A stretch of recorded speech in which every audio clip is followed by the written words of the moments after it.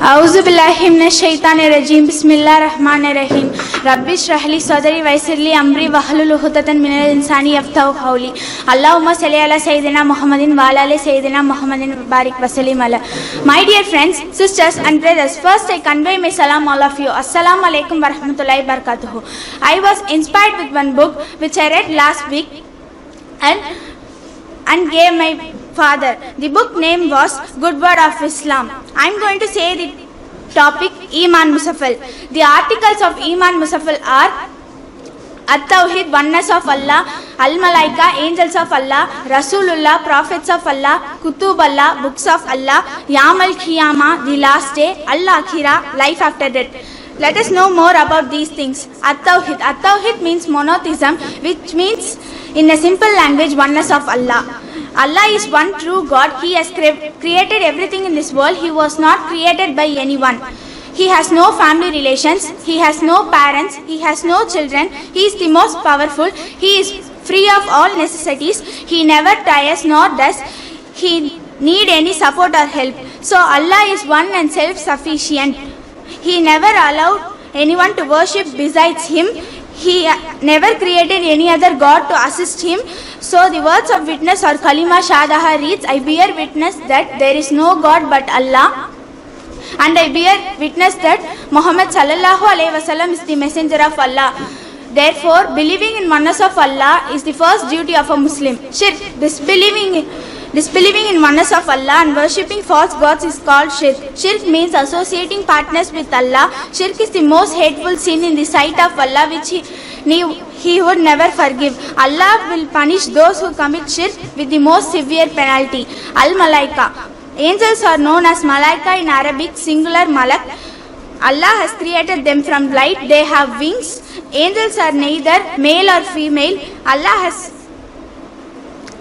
Allah has made them free from sin. They have no free will. Hence, they never raise any objection to carrying out Allah's commands.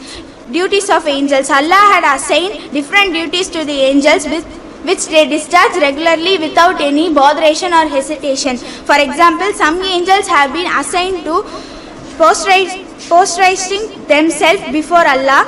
They have been doing so since their creation and will continue to do so till the last day. Here are some prominent angels with their respective duties. Jibrail, conveying Allah's messages to prophets. Mikael, controlling rain and weather. Israel, taking away the souls of creatures after putting them to death at the appointed time.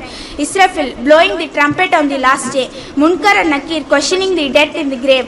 Ridwan, serving as the doorkeeper of paradise. Malik, serving as the guardian of hell. In old days, before Islam, people believed that the angels were daughters of Allah and they used to worship them. Allah said in the Quran that the angels were not His daughters, rather they were only creatures and servants of Allah. Kutub Allah. Kutub Allah is an Arabic word. Kutub is the plural of kitab, which means book.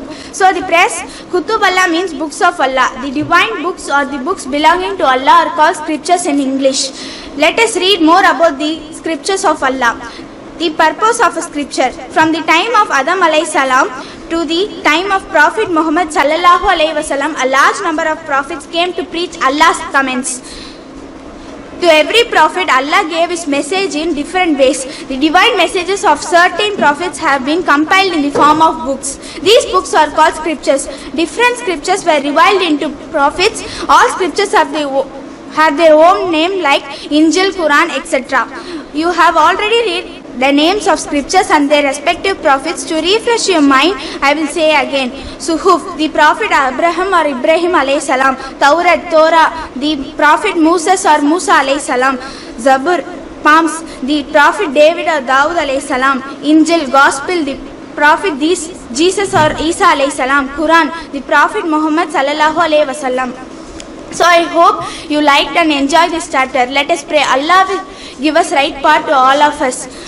Jazakallah. Thank you to all. Wakhiru dawana anil hamdulillahi rabbil alamin. Assalamu alaikum.